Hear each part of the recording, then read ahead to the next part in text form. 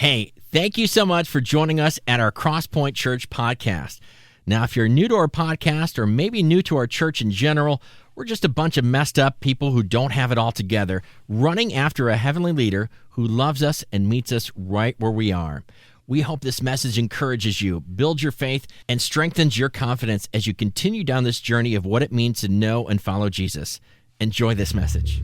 Come on, let's give it up for this band. Yeah.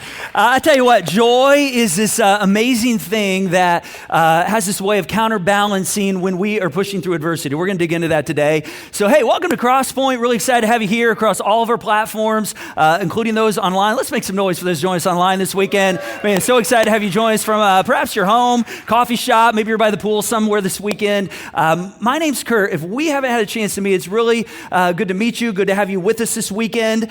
We have been going after this idea of getting traction on our 2025 goals, and we're looking at a guy by the name of Nehemiah. And we find his story in the Old Testament part of the Bible, and he's a guy who basically, he's given a vision. And his vision is that his native city, Jerusalem, the walls have been broken down. The city's been taken over by the Persians. They came in and took over, and he finds this out, and it breaks his heart. We actually find him weeping over the condition of his city.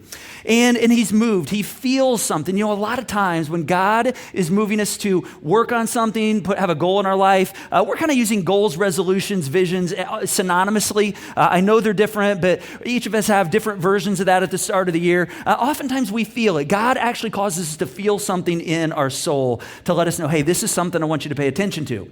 In fact, during week number 1 in this series, we actually invited everyone to join us in this thing called the 30-day Verse of the Day Challenge. I know many of you have been doing this. It's been really, really cool to hear some of the stories of just what God's saying to you as you spend a little time in Scripture every morning. If you are not yet doing this with us, we invite you to join us. All you have to do is download the YouVersion Bible app, and right on the front of that app, when you open it up, there's a verse of the day every single morning, and then there is a little 2-minute video that explains what that verse means. If you will just take a couple minutes, read that, watch that, and then spend a little time journaling. What's God saying to you through this? What's maybe God revealing to you? A lot of times as God's speaking to us, causing us to feel things about what he's maybe calling us to, goals, those moments actually inform with God the things that God wants us to go after. So I would just encourage you, you can do a 30 days from right now, and I just think you're going to really, really benefit from that. Now in week 2, we looked at how there's a spiritual act of planning that we see Nehemiah undertake, and it basically is a plan to help the goals that God gives us actually come about. And then last weekend we looked at the role of people in our lives. We looked at how Nehemiah, it wasn't just about rebuilding the wall around his city. I mean, that was the initiative, but it was really about rebuilding the people of Jerusalem. It was about rebuilding the esteem or the dignity of his city. And one of the things we discover is that whenever God puts a goal or a vision or anything in our life that he wants us to go after, usually it involves people. Now, if you pay attention to the sports world at all, you saw last weekend Ohio State win the college football championship. Who's excited about that? Yeah, we got our Michigan fans. I know we have Michigan fans in the house. I hate that the Ohio State won. Of course, Notre Dame, we were all probably cheering for Notre Dame here in Indiana. There's a really cool moment, though, if you didn't see this scene that talked about how the Ohio State players were actually just really valuing relationships and how that and their faith were merging, and some pretty cool moments they had. Check this out right here. But it seems that both faith in above and faith in one another is what got Ohio State through. As you talk to them, what do they share? We hear a lot of times people talk about their faith and people sort of dismiss it. These guys were sharing their faith and reaching out and baptizing guys on campus, not just football teammates. And it became something powerful to them, not because they thought it was going to be handed to them to win a game. It changed their relationships, and it changed selfishness and made it go away.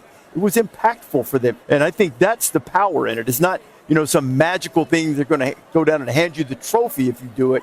It just helps you maybe relate to your teammates differently. Man, that is so cool right there, right? It changed. These guys were actually seeing the importance of people. It actually changed their relationships. It changed their selfishness. It actually made their selfishness go away. And there was something in that brought their community together. It just reminds us people are so important when it comes to success in our goals. Now, The flip side of that is, there's also this problem with people when it comes to our goals, and that's that people can be annoying. You know what I'm talking about? It's like people can be so frustrating. Sometimes the biggest challenges when it comes to us, going after the things that perhaps we're running after are people. They just suck. I mean, people just are hard to deal with. They're annoying. They're sometimes very critical. They devalue one another, and this is what happens when you get a vision. You got to be ready for the critics, and that's one of the things we're going to look at this weekend. So let me pray for us before we dive into Nehemiah and this next part of his story. God, thank you for this time and for the chance to just be here and talk about things that, things that matter in our lives, things that we want to get traction on, and that you actually have things to say about that. And so I just pray today, as we continue to look at the story of Nehemiah, as we continue to think about the visions, the things, the goals, the things you are calling us to and toward in 2025, God, would you just help us to know what to do with what we're processing today? And God, would you just encourage us? Would your Spirit just kind of encourage our spirit as we look at your story and your work today? And pray these things according to your character, Jesus. Amen. Now, if you've ever had, a moment where perhaps you began to do a new direction, or you had an opportunity to go in a different way, maybe even something that you didn't expect to happen, something you're just like, wow, that just surprised me. But right now, I have the chance to do something different.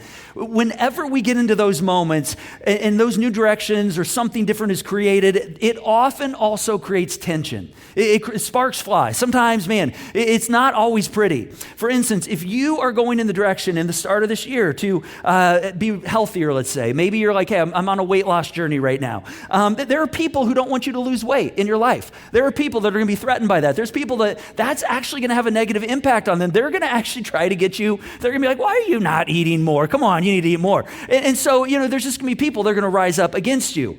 Maybe you're the first person in your family to go after a college degree, or maybe you're the first person in your family to go the trade school route. I'm telling you, you're going to get ready for the eye rolls, all right? Because people in your family of origin aren't fully going to understand you. Maybe you've got an idea to, get after a business idea, start your own business, maybe a nonprofit. I tell you, there are going to be people that are going to go, oh my gosh, why are you doing this? Why in the world would you want to go off on your own? And people will try to be encouraging, but a lot of times it's hard because they've not seen it before. When the walls are down, when everything's just kind of in disarray, nobody's criticizing anybody. It's only when the walls begin to go up, the critics, the crazies, they actually come out. This is one of the things we see in Nehemiah's story, and this is how it always is. So let's take a look at this next part of his story, Nehemiah chapter 4. It says, when Sanballat heard that we were building the wall, he was angry and greatly enraged, and he jeered at the Jews, and he said in the presence of his brothers and the army of Samaria, what are these feeble Jews doing? Will they restore it for themselves? Will they sacrifice? Will they finish in a day? Come on, do they really think they can do that? Will they revive the stones out of the heaps of rubbish and the burned ones at that? Tobiah, the Amorite, he was beside him, and he said, yeah, that's what they're doing. That's what they're doing. Yeah, there's always, I picture Gilbert Godfrey right here. You know Gilbert Godfrry in, what was his name? What was his name in Aladdin?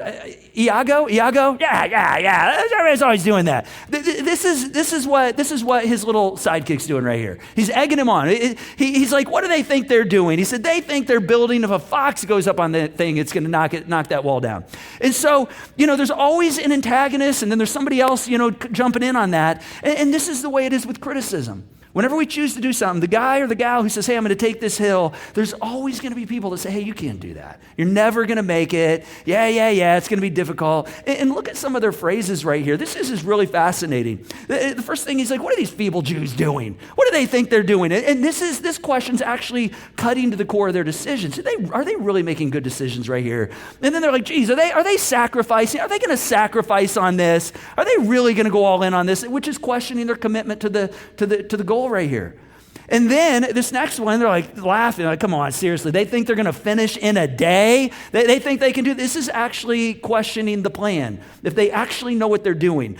In our home, when this starts happening, we call this piling on. That's what we call it. It looks like this right here. It's where everybody just starts jumping on the pile. Everybody starts chiming in, and you feel piled on in that moment. And then this last question right here, which is fascinating, will they restore this for themselves? I mean, come on, what are they doing this for? And this one is perhaps the most cutting question, because this gets at motive right here. This is actually digging at the motive, and they're probably going, yeah, there's some sick, weird, jacked up idea that Nehemiah has. He's in it for himself. This is always how it goes. Anybody who's doing something new, doing something out of the norm, you're going to find there are people that are going to come out of the woodwork to try to discourage you, to question your motive, to question your integrity. It's just the human way. I find a lot of people try to discourage people that perhaps set drinking goals. It's fascinating. They see somebody setting a drinking goal for themselves, and perhaps they don't understand dry January and why dry January is maybe a good idea. And it's fascinating because sometimes we're like, oh gosh, if they're doing that, do I need to do that? Maybe not. But we get threatened when somebody else has a goal. In fact, I saw this kind of humorous video this last week just because TikTok's back. And so, I was scrolling through and I thought, oh, this is fascinating because this is actually a lot of times how this plays out right here. Take a look at this. I'm just not drinking for the month of January. It's called dry January. You cut out all booze for the month. And it's just basically a refresh from being drunk for all of December. Oh, okay. That's amazing. Oh, wow. Yeah, good for you. Yeah. Great. Yeah, it feels great. It feels really, really good. So just to be clear, there's no booze at all? No booze at all. No. Yeah. Wait, so you're not going to drink at Dawn and Tara's wedding? Oh, yeah, no, I'm definitely drinking. Okay. I mean, that's an open bar. You kind of have to, because you buy the present, Yeah. and then you have to make up the money in the booze, Yes. What about Jeanette's baby shower on the 14th? What are you doing? You know what? I'll probably be drunk Yes. for that. Super boring, Yeah. Oh, baby. Fair enough. Yeah, Fair enough. You can make exceptions, right? Like you got a wedding, you got a birthday, It's Friday. It's Tuesday. You take a pottery class. Roxanne comes on the radio. Do you have a bad dream? You got to go to a funeral. It's church. Or if your friends are drinking wine and they want to do a toast. Let's have a toast. I think it's actually bad luck to do a toast with water. You know what? Friends come for Fill up. toast. Are you having Have some a little bread? bit. And I'm a little bit of rum. Here we go. Here we go. Oh, come Oh, on. yeah, That's okay. you for the Oh, month. okay. Gotta do There it we for go. the month. Yes, All right, yes, here we yes, go. yes. Just a little toast. Dry January. Dry January. Yeah, it's Yes. gonna be great. Yeah, just a little bit more. Okay, I'll just have that for the rest of the night. And then it goes back Since you to said water. dry January, I just feel freaked out. My mouth Makes feels me dry. thirsty. Yeah, I just feel- I'm like fine too. Yeah, I'm just scared. You laugh because it's real, right? You've been there on the other side of that. It's crazy. The critics come out, right?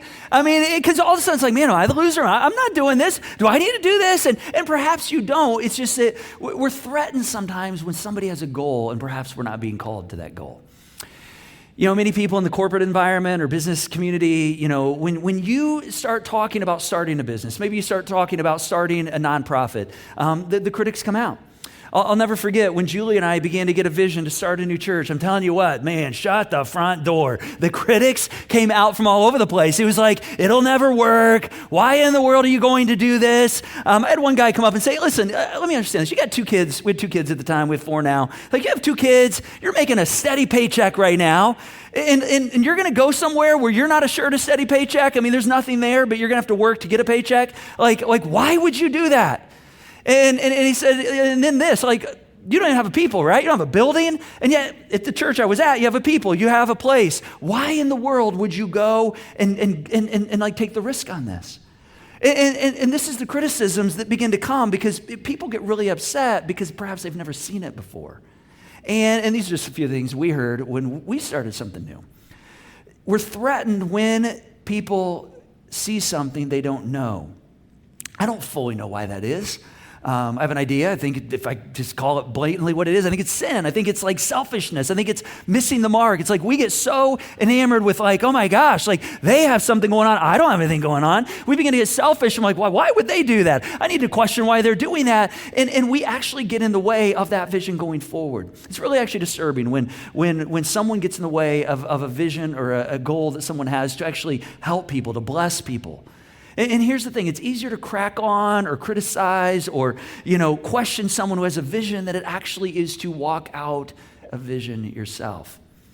And I've got some burn on this. I'm going to be honest with you. I've had visions or goals that I've walked out that I made mistakes on. Everything I've done has not always been the right thing. I mean, there's times I've deserved criticism. And I'll tell you about a few of the things I have walked out. And as I share some of these with you, I'm not doing this to say, hey, look at me. I'm sharing some of these scenarios so you can go, oh gosh, where have I perhaps had some of these moments in my life? Where are some of the places where I might be having similar pushback? Again, back to when we started Crosspoint, before we ever got here, I mean, this was just a dream, I remember at the church I was at, going to our leadership, and some of the leadership was so supportive, but there were a few people that just couldn't get on board. In fact, one guy even said, man, I sure hope you're not going to be one of those rock and roll churches. That just wouldn't be good. And I said, well, why would that not be good? And I said, do you feel like it's wrong, or do you just feel like it's like you don't like it? And I knew the answer, but I wanted him to answer the question.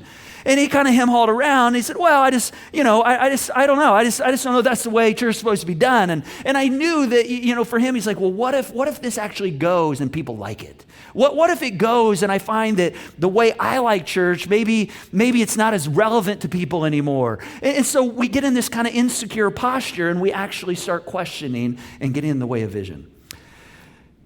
11, 12 years ago when we were still meeting across the street, we were making plans to move into this location and doing a pretty big push, pretty big financial push. And I was talking with one of my extended family members. And in the midst of that conversation, I was just sharing some of my excitement in the direction we were going on some things. And this person said to me, gosh, good luck. Sure hope it works for you. And I tell you, I don't know if that was a normal person, I would have taken it, just would have brushed it off. But being a family member, that really cut to the core. I'm like, I don't think they believe in this. Pre-pandemic, I remember meeting with a pastor or two over on the northwest side of Indy. We were in a process of starting another campus. We had kind of began a process of putting another campus in Westfield. The ended up getting interrupted by the pandemic and ended up getting put on permanent pause. When I met with this pastor, though, to talk about, hey, we have a lot of people over this direction. We just feel like God's calling us this direction. I got some resistance. In fact, the phrase was, I sure hope you're doing this for the right reasons. To which I was like, we're not. Nah, we're not. We're not doing it for the right reasons. We actually like to work hard. We don't care what God says. We're going to come over here and make your life miserable. That's what we're doing it for. And actually, I'm not that big of an a-hole to say that, all right? So I didn't actually say that. I thought that in my mind. But I thought, what do you mean you hope we're doing this for the right reason? There's always people that are going to question or do little comments, little things to try to pull you off the thing God's calling you to do. There's going to be critical moments. There's going to be negative moments, things that try to jolt you off your game. I'm telling you, man, woe to us. And I've been in this boat at times. I've been the one doing that. Woe to me whenever I get in the way of a vision, perhaps, that God is doing in someone's life. You could actually make some noise on that. You could affirm that if you want to affirm that right there. Yeah.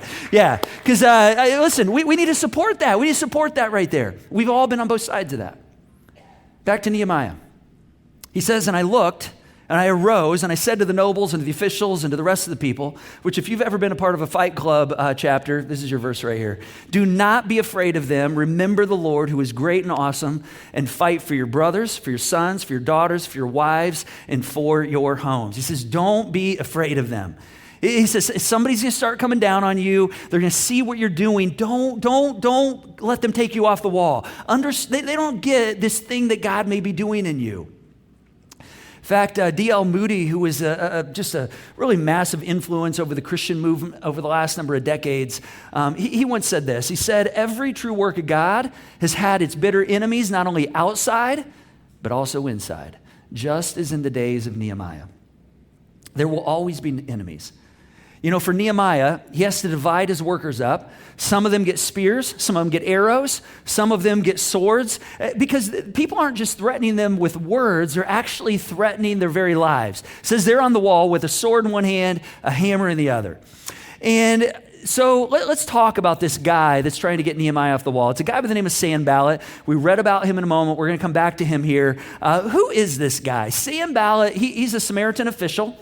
He's a guy who has a little bit of leadership insecurity. That's what I would say. He's afraid Nehemiah is going to move in, maybe take over some of his resources, maybe even collect some taxes that he felt should be coming to him, even take over some territories that Sanballat thought he was due to his kingdom. And he's not happy about it at all. He's not happy at all. And so here's what happens next, chapter 6, beginning with verse 2. It says, Sanballat and Geshem sent to me saying, come and let us meet together in Haka, in the plain of Ono, which is where Yoko's from.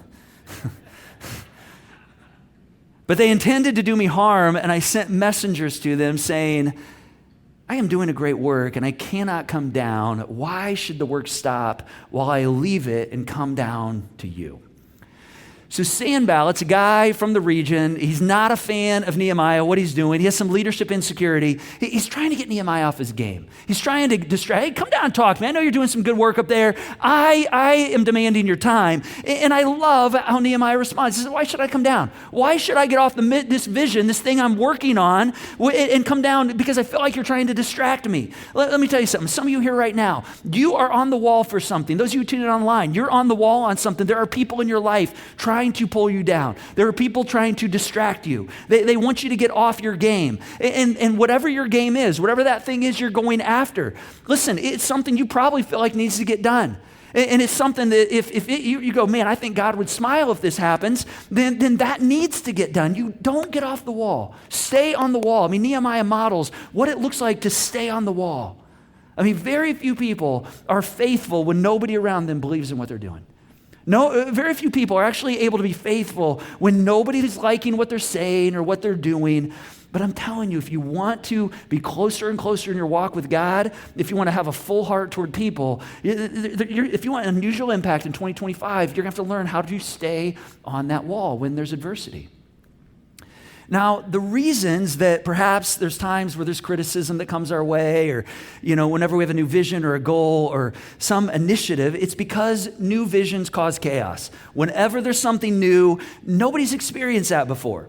And so if you have a vision in your mind of something you want to move toward, nobody's experienced that. And so, it causes people to get uneasy. This was fascinating. I actually saw this recently. Do you realize it was just a couple decades ago, back in the earlier part of the last century, that there was a lot of skepticism on automobiles in our country. People are like, get a horse, get a horse. When automobiles first came on the scene, let's think about this. I mean, it sounds absurd to us because we would never even think this, but people are like, that's ridiculous. They're expensive. They're unreliable. They're loud. They just pollute the area, and they're creating a nuisance. They're dangerous. In fact, there were laws. You realize there were laws created where automobiles could only be driven in certain areas of certain regions, lots of restrictions. People are like, what are you thinking? This is horrible. It's horrible because people couldn't understand the vision. I mean, here we are, I don't know, 50, 70 years later. We get it. We understand it. But back then it was chaos. See, whenever you're doing something that's never been done before, people feel like it's chaos. And to make it worse, sometimes those on the inside, on your inner circle, they get a little upset. They don't always get on board with it. That makes it harder. When we first started talking about campusing a number of years ago, we'd started a couple standalone churches, but we started having a conversation about taking Crosspoint and placing it in a different community and, working together and being Crosspoint here and Crosspoint there. And we had a partner at the time that came up to me and was here from the early days, and they said, you lied. And I said, excuse me? And they said, you lied. I'm like, okay, perhaps I did. I don't know what we're talking about. Give me a little context. And they said, well, you just said that we would never campus Crosspoint. We would always just start standalone churches, but we'd never create a second version of Crosspoint someplace. I'm like, I think I did say that one time. I'm sorry, I changed my mind. We've got new information. We've come in to see, and this is actually a good thing. I changed my mind. And in those moments when you have those kinds of conversations, it's hard, it's really, really hard to not take those personal. But you have to remember, those people are not going to be with you when you go there. It's part of the human condition. So when we have experiences that are outside the norm, they freak us out. Here's an interesting connect, snakes. How many of you like snakes? Just make some noise if you like snakes. There's always one crazy, two crazies in the house, right? Earlier this fall, some of you are going to get freaked out by this, sitting in this dark room right now. Earlier this fall, I got a call from our admin staff, I and our business, our building manager, and they said, hey, you need to get over here right away. There's a snake in the building. There was actually a snake in the commons. In fact, here it is right here. Just a baby little gardener snake, just a foot long. I mean, nothing big. But they covered it up. The ladies covered it up, and they waited, till Rick and I got here. And if you know Rick, I said, hey, Rick, we've already got it out. And he looked at me and he said, Curt, listen, I can do a lot of things. He said, I don't, there's most things. I'll do just about anything you ask me to do. I don't do snakes. He said, I don't do snakes. And a lot of us, we don't do snakes, all right? I get it. Why is this? Have you ever wondered why it is? I mean, because snakes are unusual, right? We don't fully understand them. We have legs. They don't have legs. They crawl around the ground. They move in unusual ways. And you go, well, worms do the same thing, right? I mean, a worm is just like a snake, but worms are slow. I mean, a snake, it's like right there, and before you know it's over here, right? It freaks us out. It creates chaos. See, this is how it is with any vision. Anything God's doing that he wants you to do, there's going to be things that happen, and sometimes there's going to be misunderstandings.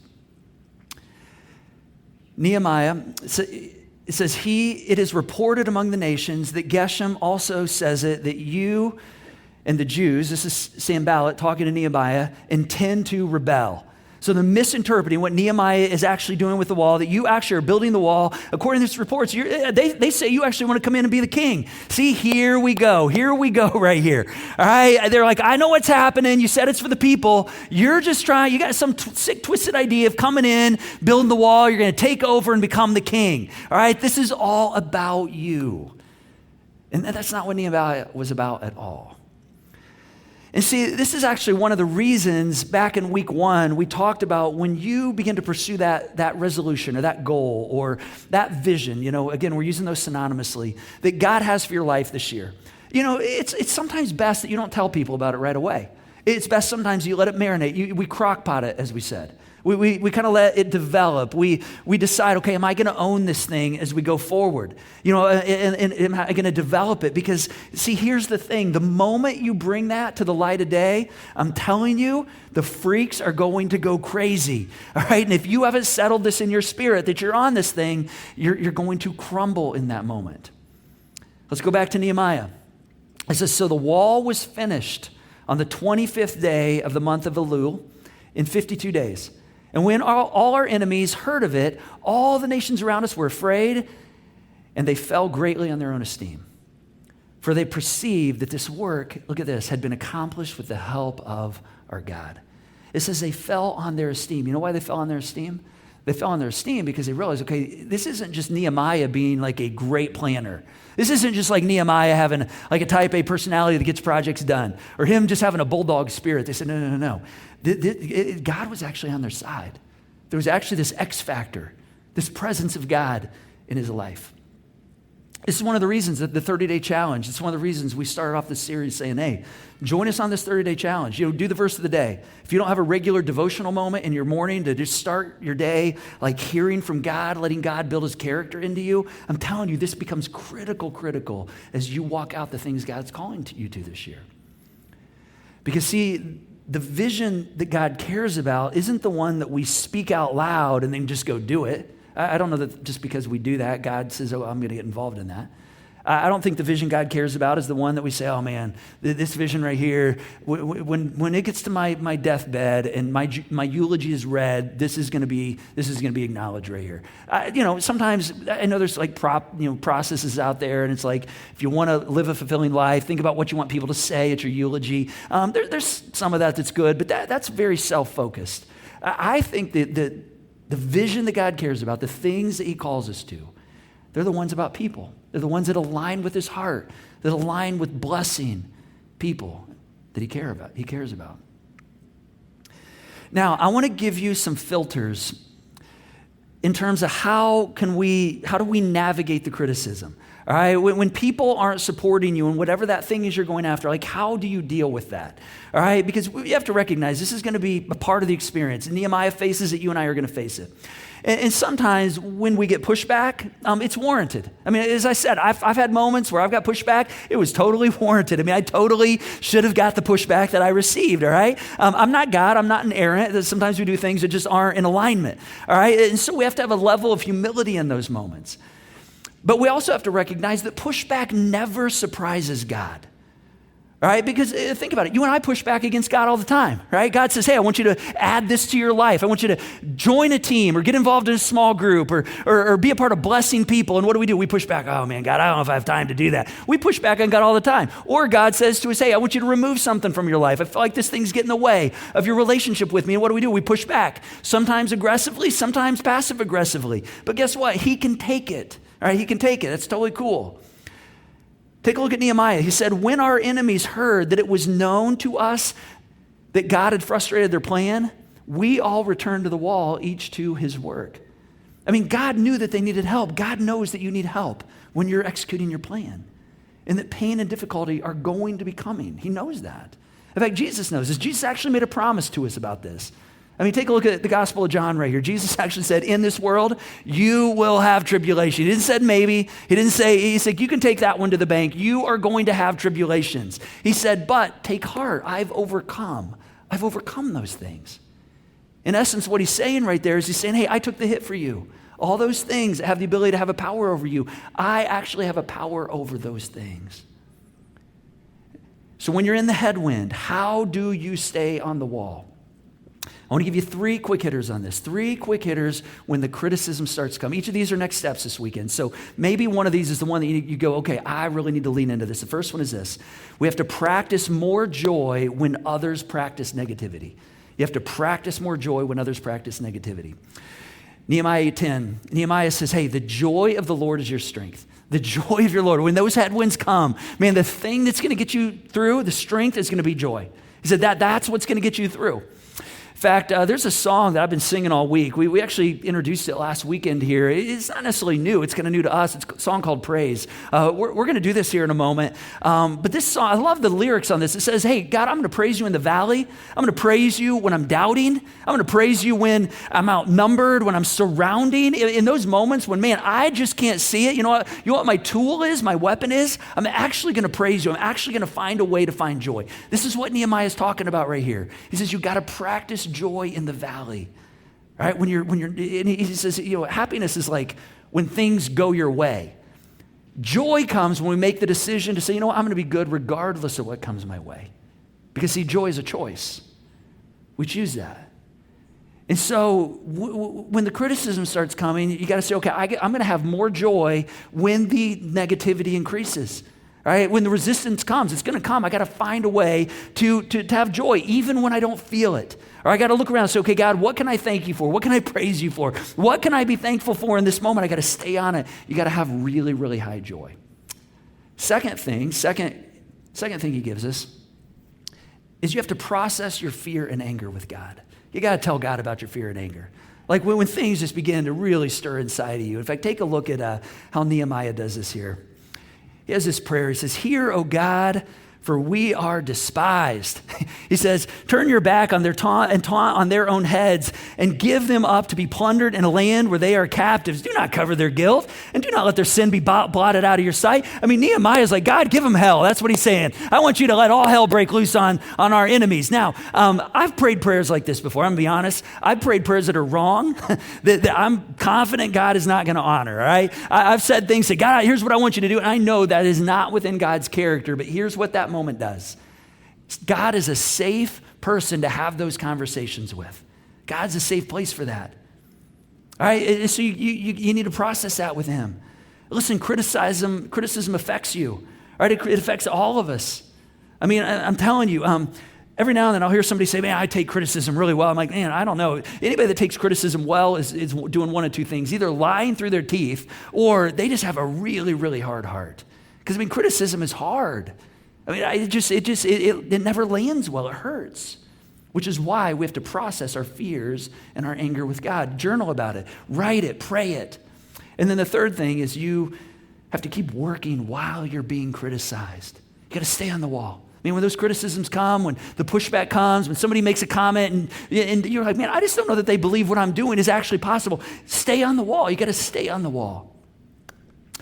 I want to show you a short little scene from one of my favorite movies. This is one of the top 6 movies in our home, Top Gun Maverick. And this is a moment where, if you've not seen this, right at the front of the film, Tom Cruise, he's now kind of a retired pilot, and he's doing these test runs for this development jet for the Navy. And basically, the program that he's working on is about ready to get shut down. And the general's coming to shut him down, and the general wants to reallocate the funds from this test program and put it in an unmanned spacecraft and a drone program. And Maverick kind of knows, hey, if our program doesn't go forward, if we don't hit our benchmarks on this test, then everybody working on this, like they're losing their jobs. They don't have a future. So he goes out and tries to accomplish this benchmark before the general gets there, and they actually hit it. I mean, they hit it, they hit the benchmark, and then he pushes it just a little further, and everything goes awry. In fact, the thing just like totally, there's a catastrophic mishap. I mean, it was kind of like, did you guys see the SpaceX Starship explosion this week? Did you guys see this? I love the caption on this, if you saw it. They were like, we had a rapid, unscheduled disassembly. The news reporters were like, I think that means the thing blew up. I think that's what that means. That's what it means right there. This is what happened to Maverick right here. And he gets called into the general's office, and they have this conversation right here. Take a look at this. The end is inevitable, Maverick. Your kind is headed for extinction. Maybe so, sir. But not today. Come on, not today. Not today. He says, not today. Guess what? He says, hey, if you're still on your wall, guess what? You may say we don't have a future. You may be questioning where we're going, but guess what? I'm still standing here. And guess what? That means you still have a future. He says, don't get off the wall. Don't get off the wall. If you've got a vision to get a degree, man, stay on that wall. If you've got a vision, to parent your kids differently, say, hey, what I see out in culture, it's not working. It's not working. I mean, statistics are showing it's not working. I mean, you got to be high in love. You got to be high in discipline, high in clarity. Stay on that wall. People aren't going to understand it. They're going to question you. Stay on that wall. It used to be in our country, if you were a Christian, I mean, if you were just a good moral citizen, people like that. Not anymore. If God's put a burden on your heart to grow in your faith, to become more like Jesus, I'm telling you, that means you are a Jesus follower. And what that means is you are actually in Christ. And that means that you're actually increasingly going to be more and more in conflict with the direction that most Americans are going. And honestly, more in conflict with where our political system is going. It doesn't matter which side of the political system you're on. I mean, where our government's going. Because the government wasn't intended to be, intertwined with faith. In fact, I want to read you something on this from Dr. Greg Boyd. I've been in this book called The Myth of a Christian Nation. He talks about if we're growing in faith, what we're moving toward. He says the kingdom of this world, all the kingdoms that we operate in this world, he said they intrinsically are tribal in nature, and they're heavily invested in defending, not advancing one's own people group, one's nation, one's ethnicity, one's state, one's religion, one's ideologies, or one's political agendas. That's why the kingdoms of this world are in perpetual conflict. But he goes on to talk about the kingdom of God. He says, when you begin to follow Jesus, when you begin to be about the things Jesus is about, however, it's intrinsically universal, for it's centered on simply loving as God loves. It's centered on people living for, get this, the sole purpose of replicating the love of Jesus Christ to all people at all times, in all places. Look at this last phrase, without condition. If God's put a goal on your heart to grow in your faith, to emulate, become more like Jesus, I'm telling you, it's going to look different than the rest of the world around you. And you're going to have to choose, I'm going to stay on that wall, even when people don't always agree or when there's distractors. As you think about these three walkouts, I want you to think, which one do I need to lean into this week? Which one do I need to lean into? These are our next steps right here. What are you needing in terms of joy to propel you forward? I'm telling you, perhaps the thing you need this week is for the joy of the Lord to be your strength. That's what Nehemiah did. God needs you on the wall. All right, God gave you that vision that needs to be done. You may be the one that he put here with the hands and feet to do it. And guess what? You need it too. I mean, Nehemiah, he needed the vision because he needed to stay fresh with God. And see, God's looking to see who's fresh. He wants to see who's standing out from the crowd. He wants to see who's, creating some chaos accidentally. He wants to see who's stirring up some good trouble, in the words of John Lewis. And who wants to cast a vision for people that perhaps not everybody's getting. But God says, I get it because he's in it. He's in it. Man, we want to send you out of here this week with some encouragement on that. In fact, I want you to go ahead and stand with us. I'm going to pray for us, and then we're going to sing one more song and just try to lean into that joy. God, thank you for today and this story of Nehemiah. And God, I just pray that you would use the things from the story and perhaps the things you put on our hearts and bring a merging of those and bring an encouragement to us because we want to live in that joy. There's probably some headwinds some of us are facing right now. There might be some directions that we're almost ready to give up on. Things you put on our heart, changes, personally for our lives, our families, maybe in a career direction, maybe in an addiction. Perhaps something in my faith that I'm trying to get traction on. God, would you just would you show us what we have to be joyful in this moment? And even if we feel discouraged, even if we feel like we're surrounded and we can't see how this is going to work, God, we want you to infuse us with joy and build us up and encourage us as we go. And we pray these things in your character, Jesus. Thanks so much for joining us today. Take a moment to follow our podcast on your preferred platform and be sure to download our app to stay informed on everything happening here at Crosspoint. And if you like what you heard today, don't hesitate to share it with a friend that might need to hear it too.